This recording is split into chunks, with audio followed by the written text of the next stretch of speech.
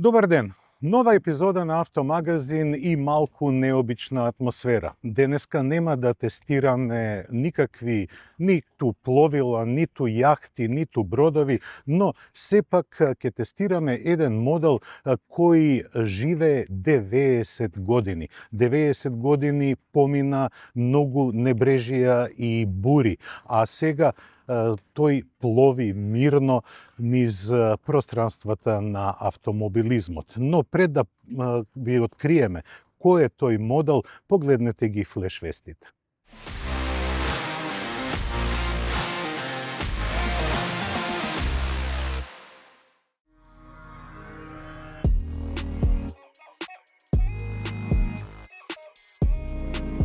MG ја збогатува својата европска понуда со уште еден модел, семејниот кросовер S9.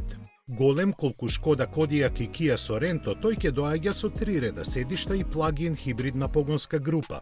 Основата е 1,5 литарскиот турбоагрегат, кој заедно со електромоторот испорачува 299 конски сили, а батеријата е доволна за поминување 100 еколошки километри. Просторноста му е силна страна, со склопен третред седишта во багажникот собира повеќе од 1000 литри. На опременоста не е штедено, веќе основната верзија има панорамски покрив, загревани и вентилирани седишта со масажа и трозонска климатизација. Стартот на продажбата ќе биде од Велика Британија, која после Кина е најважен пазар за MG.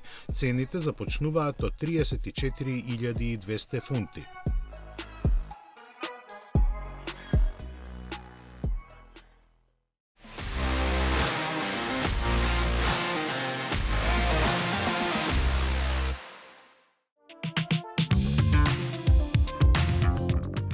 Кинезите представија уште едно чудовиште од теренец, помал брат на предводникот на гамата на Zeekr 9X. Но тоа помал сватете го условно, долг е 5,1 метри и има неверојатни 1400 конски сили. Нив ги добива од плагин погонскиот склоп составен од 2-литарски турбобензинец и 3 електромотора. Иако тежи 2,8 тони, до 100 км на час забрзува за само 3 секунди. Благодарение на архитектурата од 900 волти, батериите од 70 киловат-часа му обезбедуваат чисто електрична автономија од 410 км според кинеските стандарди. За поскромните се нуди варијанта со 2 електромотора и нешто помали батерии. Импозантниот изглед го следи стилот на 9X со голема маска редизајнирана налик на водопад и предни светла кои се состојат од преку 25.000 светлосни елементи во облик на дијамант. Опременоста е на луксузно ниво, ќе биде достапен во верзии со 5 или 6 седишта, а багажникот е со зафатнена од неверојатни 1133 литри. За помош на возачот се грижи безбедностен систем со 43 сензори и 5 ласерски радари. Цените стартуваат од $55,000.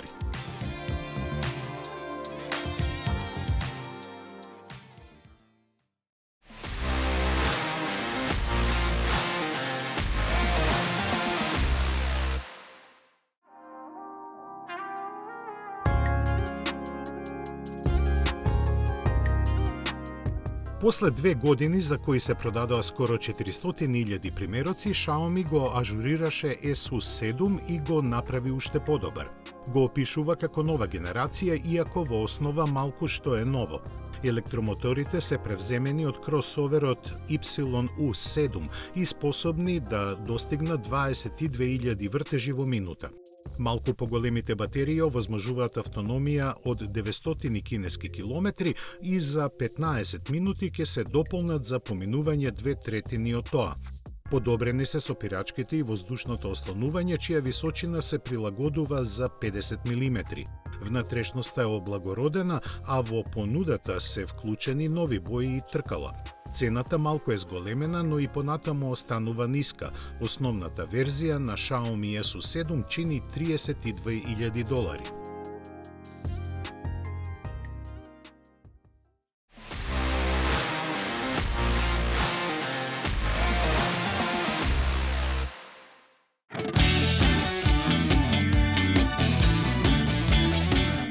BMW подготви тркачки караван за настапување во надпреварите во издржливост како што е 24-часен Нурбургринг. Настана како последица на позитивните реакции на ланската првоаприлска шега, кои одговорните во компанијата ги сватија сериозно. На него се работеше 8 месеци и е технички близнак на М4 GT3 Evo со караванска каросерија облепена со цитати од коментарите на првоаприлската шега. Има 3-цилиндарски 6-цилиндричен мотор со 590 коњи кои треба да му обезбедат достојни перформанси за да си ги одмери силите со конкуренцијата. Но она кај што сигурно ќе победи е привлекувањето на вниманието на јавноста.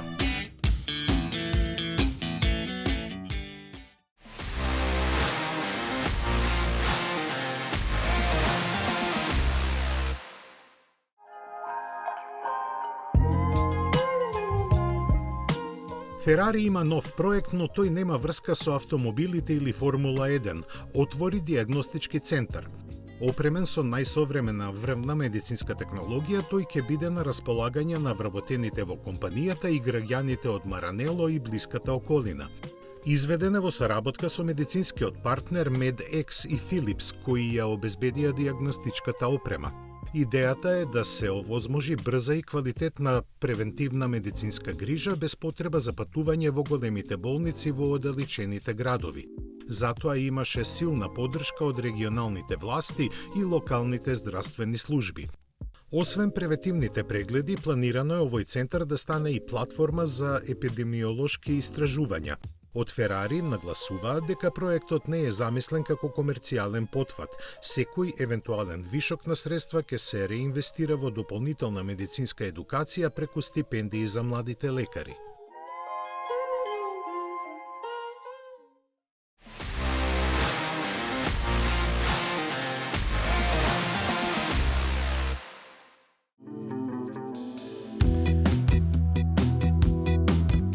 Британските луксузни марки наголемо се повлекуваат од своите планови за електрификација. Откако лани Астон Мартин го одложи својот прв таков модел за 2030-та, сега пристигнуваат информации дека Бентли целосно ја менува стратегијата и сериската верзија на EX15 веројатно ќе остане единствен електричен модел во гамата. Покрај него беа планирани уште 4, но нивниот развој е стопиран. Слична е приказната и кај Rolls-Royce. Компанијата се откажа од планот до крајот на декадава да премине само на електрични возила. Во догледна иднина, сите престоечки модели ќе имаат 12-цилиндрични агрегати. Спектра ќе остане, иако неговите продажни резултати не се толкави како што се надеваа кога беше лансиран.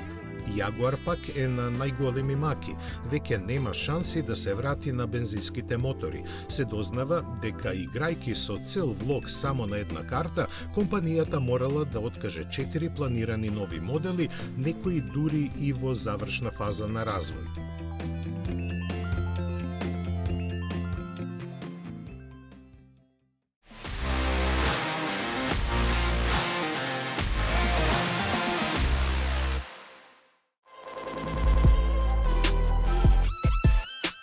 Volkswagen продолжува со збогатувањето на понудата на електрични возила, само што ги прикажа првите фотографии на електричната верзија на најмалиот кросовер T-Cross, чие лансирање е закажано по летните одмори.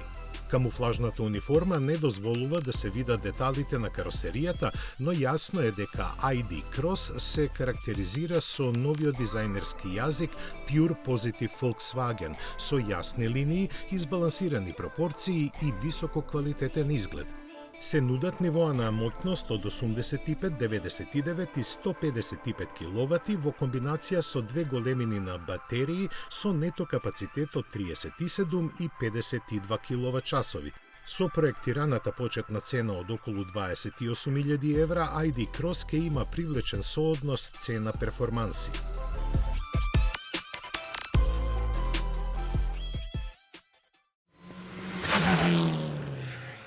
15 години вие одбирате, ние купуваме за 24 часа. 15 години над 10.000 клиенти. 15 години општествено одговорна компанија. 15 години доверба. 15 години лидери на пазарот. Финансираме патнички возила, комерцијални возила, камиони, пловни објекти, опрема и машини за вашиот бизнис. Во потрага сте по совршен автомобил? Со Чери добивате повеќе. Закажи тест возење на cherry.mk.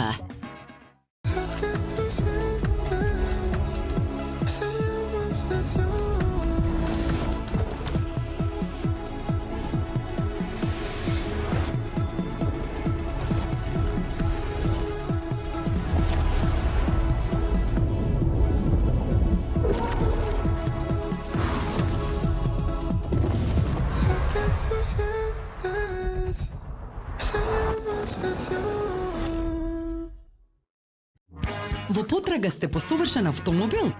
Со Чери добивате повеќе. Закажи тест возење на cherry.mk. Фронтера. Уоу, колку многу простор. Вау, ова беше брзо полнење. Новата Opel Frontera од 21.000 евра. Во потрага сте по совршен автомобил? Со Чери добивате повеќе.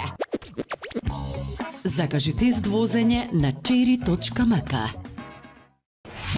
Метрополис, број 1 радиомрежа.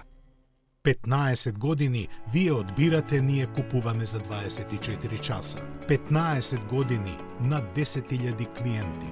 15 години општествено одговорна компанија. 15 години доверба. 15 години лидери на пазарот. Финансираме патнички возила, комерцијални возила, камиони, пловни објекти, опрема и машини за вашиот бизнис.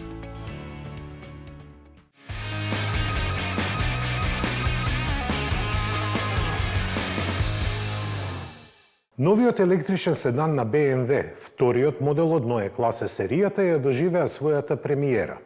Со овој автомобил баварската марка го ресетираше времето, исто како и некогаш одамна со оригиналната Neue Klasse, од која подоцна произлезе серијата 3.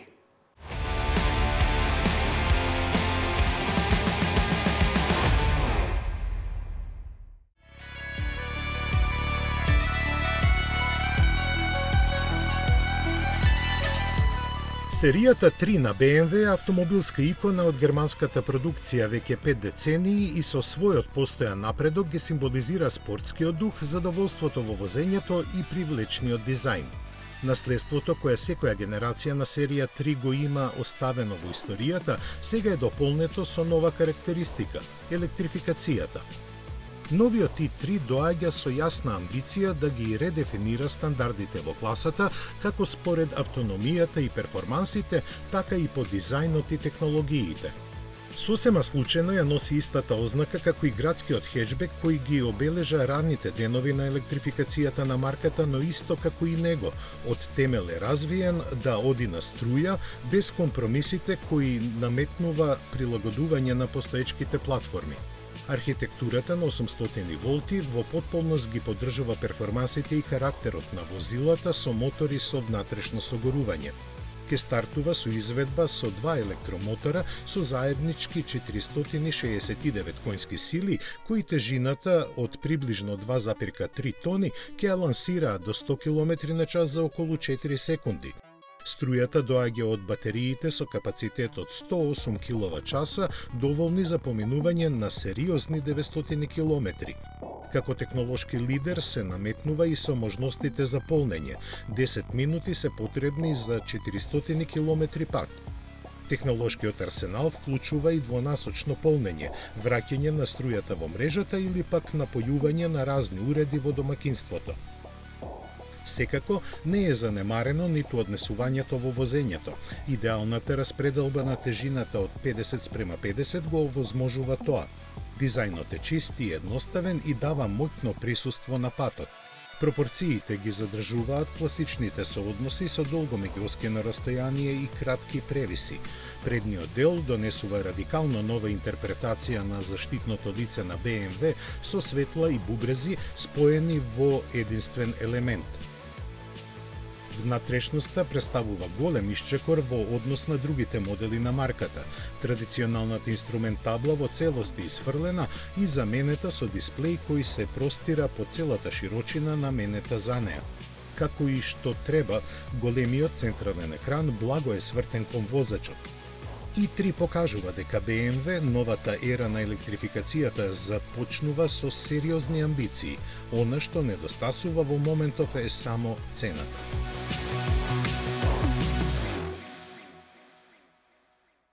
Nissan ја лансираше новата генерација на Навара. Стартот е од Австралија, која важи за пазар каде пикапите на вистина мора да се докажа со својата издржливост, а тоа на Навара нема да и биде тешко, бидејќи е преработен Mitsubishi Triton, односно L200, како што ние го познаваме.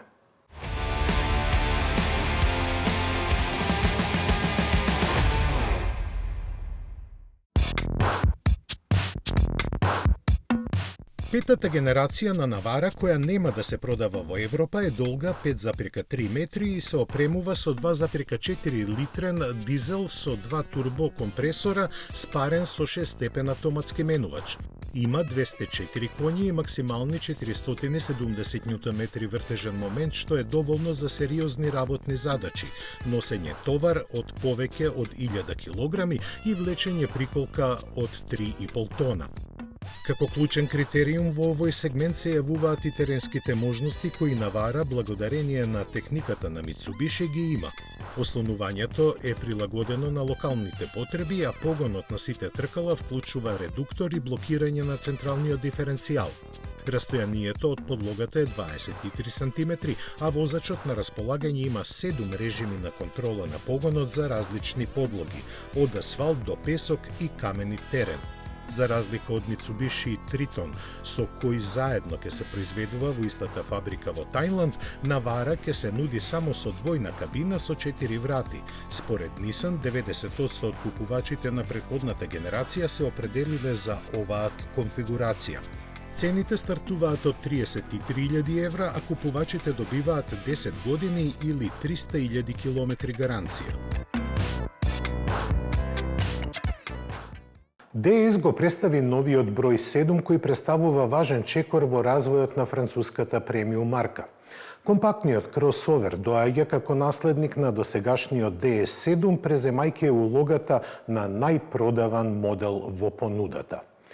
Како што есенва најави, Hyundai го промовира кинескиот Elexio на австралијанскиот пазар. Иако е експериментален, на овој потег не треба да се гледа така, бидејќи купувачите на најмалиот континент многу повеќе се отворени кон возилата од Кина, карта на која игра Hyundai.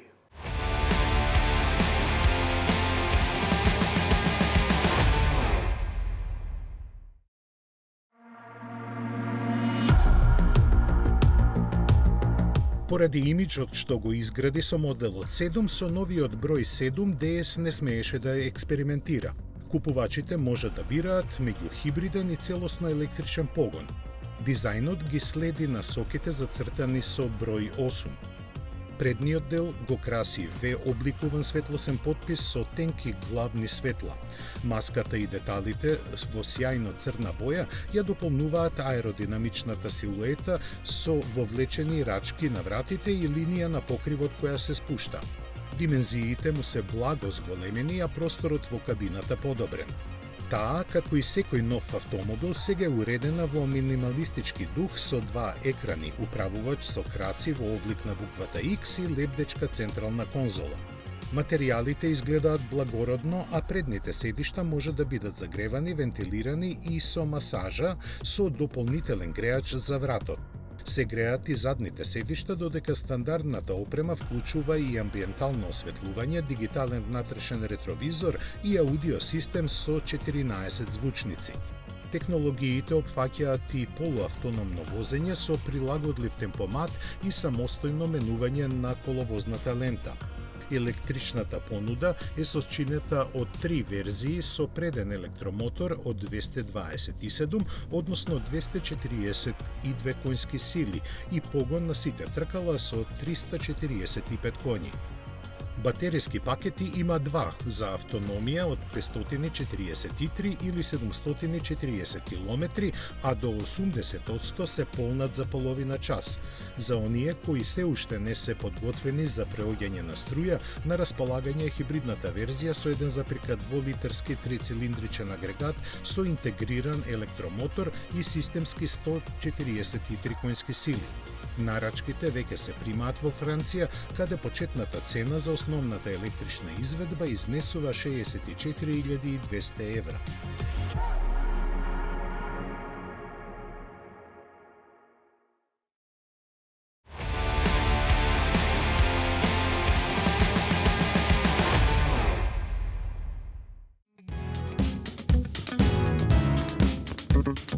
Елексио е различен од било кој друг електричен Hyundai и е развиен партнерски со Bike Motors кој и го произведува. Димензиски е скоро идентичен со Kia EV5, но има платформа која работи на 800 волти. Електромоторот развива 215 конски сили, а батериите се доволни за скоро 550 км пат. Му се забележува бавното полнење и до некаде цената, која е нешто повисока од конкуренцијата, но и повеќе од двојно поголема од онаа што моделот ја има во Кина. И покрај тоа, Hyundai очекува да биде негов најпродаван електричен модел во Австралија. Доколку тоа се случи, Елексио нема да биде единствен модел на марката произведуван во Кина кој се продава таму, а може да биде понуден и на други пазари. Европа веројатно ќе ја заобиколи, но ништо не е исклучено. Ако не од Кина, можеби ќе доаѓа од Турција, каде Hyundai, почнувајќи од годинава, ќе го произведува Ioniq 3.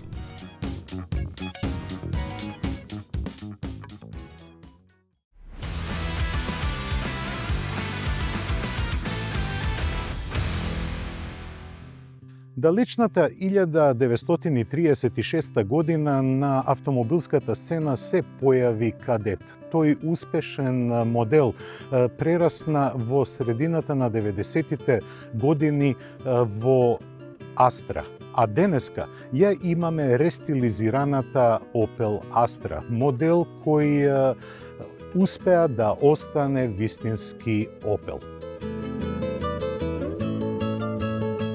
И на почетокот веднаш ќе се прашате што е ново кај рестилизираната Астра. Пред се тоа е предницата. Наречена визор, прв пат Opel во C-сегментот, воопшто на светскиот пазар, има лансирано илуминиран знак на предницата. Не на задниот дел, туку на предницата. Но компасот на Opel исто така се протега и по средината на хаубата. Она што интересно е дека има и нови Intelax светла. Тие светла имаат дури 50.000 келии.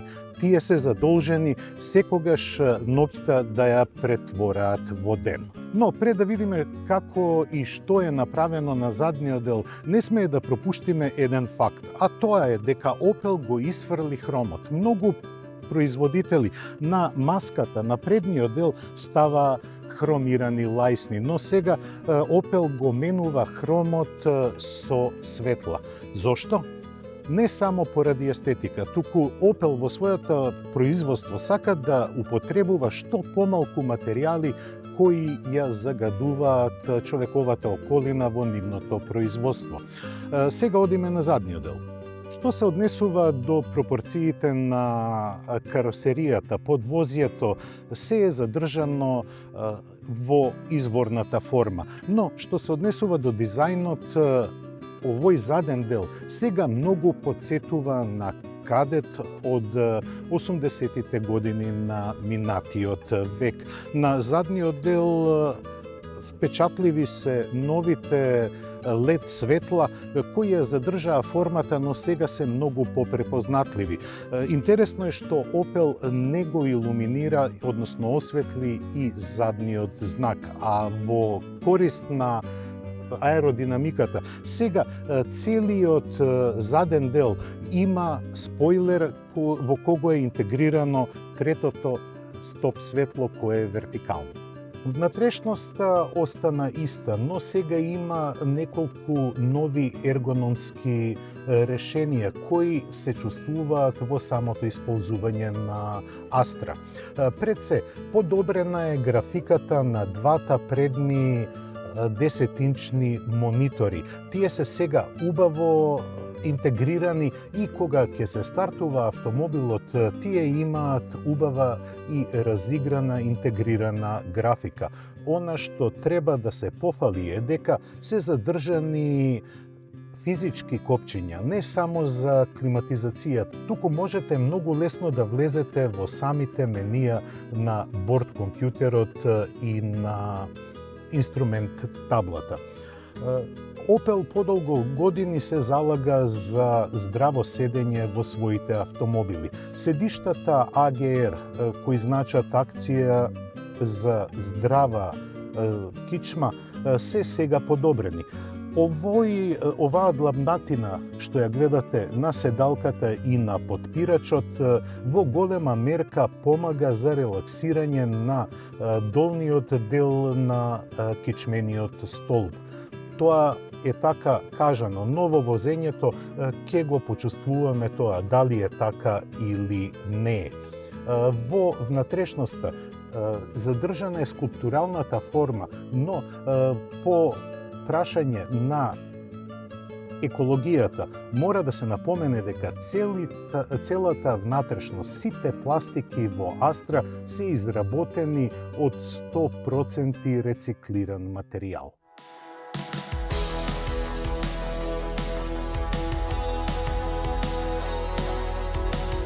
Но не е се во изгледот, туку има и некои зачини кои се скриени од погледите, а тие веднаш се препознаваат во рестилизираната Astra.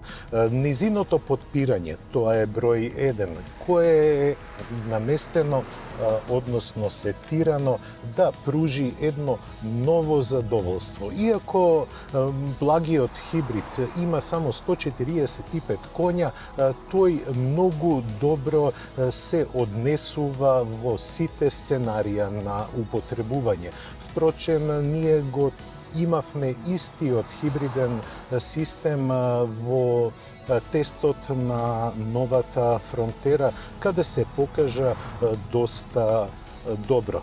Овде во Хрватска на кривулести патишта овој систем овозможува исто така линеарни забрзувања, не очекувајте чуда од него на угорнини, но и нема никако да ве разочара. Она што се забележува во самото возење е извонредно повисокото ниво на звучна изолација. Opel се потруди Astra да ја доведе на едно повисоко ниво кога станува збор за звучната изолација. Во сите стаклени површини, дали се тоа предни, задни или странични, има еден слој кој придонесува на зголемената звучна изолација, па веројатно и вие чувствувате колку е тивко во кабината, како да сте изолирани од средината. Но за возачите е важно и патниците да бидат изолирани од надворешноста што се однесува до шумовите, но за возачот е многу важно да биде инволвиран со околината. Добро калибрираниот управувач во содейство со потпирањето секогаш ви овозможува да знаете до каде сте. Без оглед дали се работи за градска средина, за кривулести патишта или пак за возење на автопат. И кога ќе ја испровоцирате во свиоци Астрата, останува и да се однесува многу зрело, многу, можам да кажам, и надмено, затоа што каросеријата, потпирањето и управувањето работат одлично. Импресиите кои го добивате со влегувањето во внатрешноста на Астра се повторуваат и потврдуваат во возењето. Да не заборавам да го пренесам и впечатокот кој го добив за седиштата. Opel го нагласува централниот канал на наслонот на седиштата кој има уште подобрена функција на самото седиште за прифаќање на рабетниот столб. Тоа се потврдува и во возењето, особено во регијата на кичмата. Сега AGR седиштата кои беа за пример во својата класа, па дури и други производители во рамките на групацијата Stellantis ги имаат прифатено, се донесени на едно повисоко ниво. Кај нас најинтересна ќе биде изведбата токму оваа што ја возиме. Мултиенергетската платформа на Stellantis овозможува многу погони. Основата е благиот хибрид со 145 коња, за чии волан се наоѓам сега. Имате и изведба со плагин хибрид, но и електрична. И за љубителите на дизелот важна вест. Астра ќе се нуди со 1,5 литрениот турбодизел од 130 коњски сили. И нема да ми верувате, оваа изведба ќе биде и најевтина во палетата на Астра. Но, да се вратиме на хибридната изведба. Таа чини 27.500 евра, но во почетното ниво Edition. Јас сум задуправувачот на најопремената верзија, наречена Ultimate, и за неа вреди да се брцне подлабоко во џебот. Но тоа нека не ве плаши. Погледнете ја пресметката на Sparkasse Leasing и ќе видите дека, иако ја надминува сумата од 32.000 евра, сепак постанува достапна. Јас поминав околу 250 километри за управувачот на обновената Астра, која, ќе повторам, е донесена на повисоко ниво. Имав шанса да седнам за управувачот и на плагин верзијата, која е и најсилна во гамата со 195 коњски сили. Добра вест за љубителите на електричните возила е што новата електрична Астра со поголем домет за 50 км и со 58 киловатна батерија е поевтина од изведбата со приклучен хибрид. Повторно плюс за Opel. Астра со своето ревидирање останува да биде звезда на понудата на Opel. Можеби ова не е најпродаваниот модел на Opel, тоа е секако Corsa, но Астра покажува дека станува се поголема звезда. Тоа беше се што подготвивме за ова издание на Автомагазин. Останете во добро расположение и здравје до следната епизода за 7 дена. До гледање.